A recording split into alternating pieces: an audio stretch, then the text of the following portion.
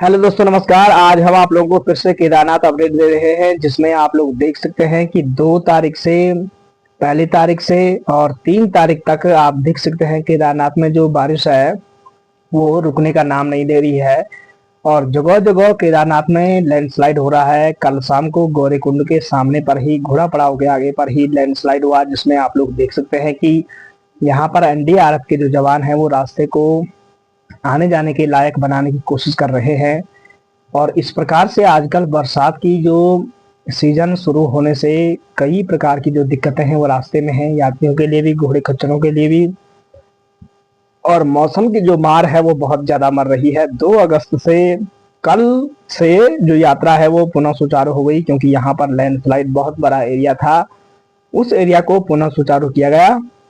और कल शाम को आप देख सकते हैं कि गौरीकुंड के सामने पर ही फिर से भूस्खलन हो गया, जिसको खोलने की जो कवायद है वो शुरू की जा रही है। और ये ऐसा एरिया है, यहाँ पर न तो जेसीबी जा सकता है और न कोई ऐसा साधन है।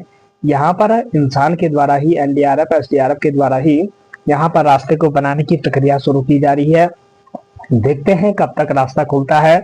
इस प्रकार से आप देख सकते हैं जगह जगह भूस्खलन हो रहा है, जिससे कि रास्ते में कई प्रकार की मुसीबतें हैं।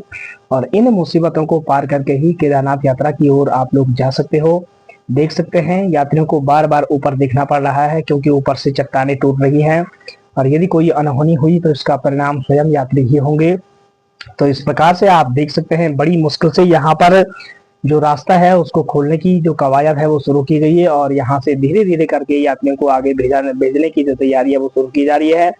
एनडीआरएफ एसडीआरएफ यहाँ हर समय तैनात है। रास्ते यहीं पर परसों 50 से 70 मीटर जो एरिया था वो लैंडस्लाइड की चपेट में आया था।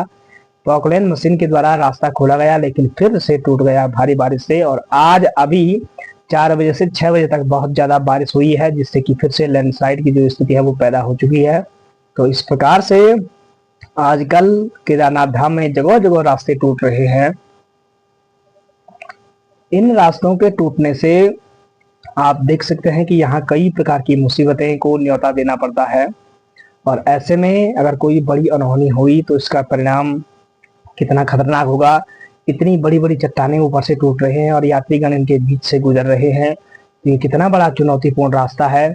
आप लोगों से अनुरोध है, अपनी जान को हथेली पर रख करके यात्रा न करें। बरसात थमने के बाद सितंबर माह में आप लोग आसानी से यात्रा कर सकते हो।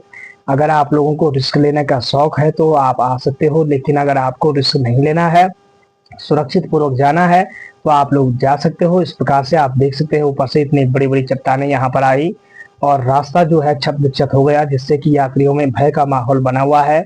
तो आप लोगों की जो इच्छा है वो आप लोगों के ऊपर निर्भर करता है कि आप लोगों को कैसे यात्रा करनी है।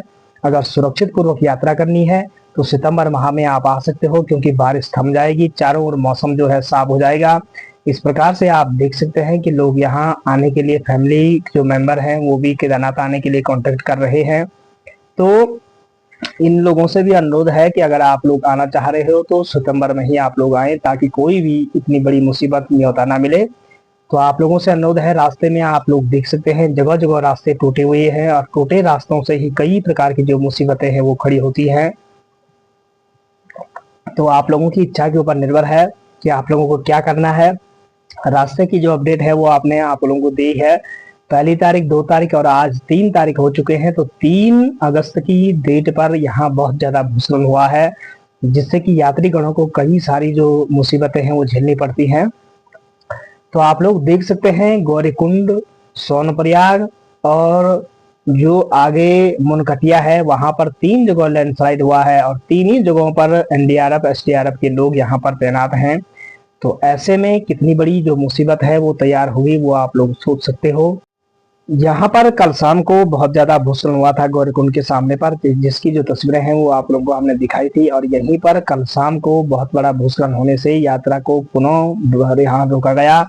यात्रियों में काफी यहाँ पर धक्का मुक्की हुई कि हमें आगे जाने दो, ये देख सकते हैं। लेकिन एनडीआरएफ पुलिस जवानों ने यात्रियों को खदेड़ दिया और जो घोड़े खच्चर हैं सबको यहाँ से हटा दिया, ताकि कोई बड़ी मुसीबत खड़ी ना हो। क्योंकि यहाँ पर जब रास्ता था ही नहीं तो फिर यात्रियों का धक्का मुक्की करना स्वाभाविक था।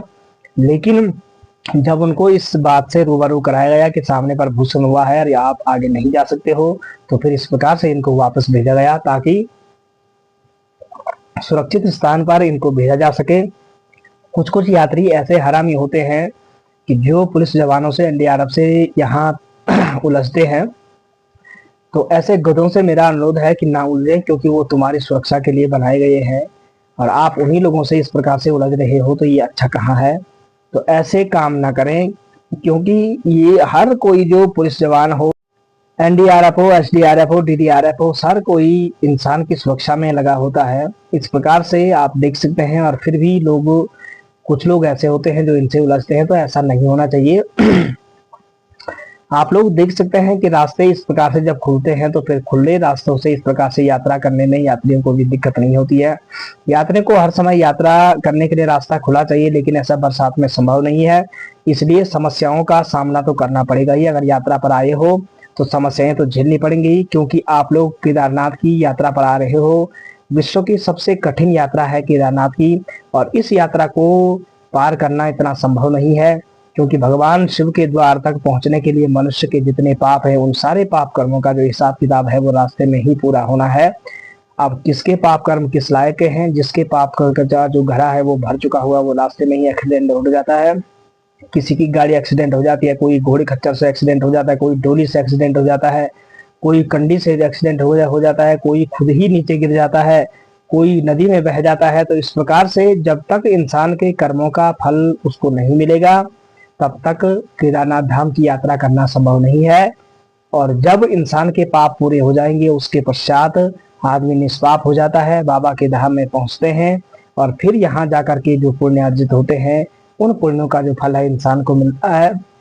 तो आप लोगों से अनुरोध है, जब भी आप यात्रा पर आए तो इस प्रकार से सोच समझ करके आए, अपने पापों को अपनी गठरी में रख करके आए, और उन पापों का प्रायश्चित चाहे आपने किया हो या न किया हो, लेकिन बाबा भोलेनाथ उनका प्रायश्चित तुम्हें करवाएगा ही करवाएगा, क्योंकि वो शिव का धाम है। आपको पता है कि जब से कपाट खुले हैं, 9 मई से भगवान शिव के हाथ में सृष्टि का कार्यभार है, और 15 जून से भगवान विष्णु शेषशय्या पर सो चुके हैं।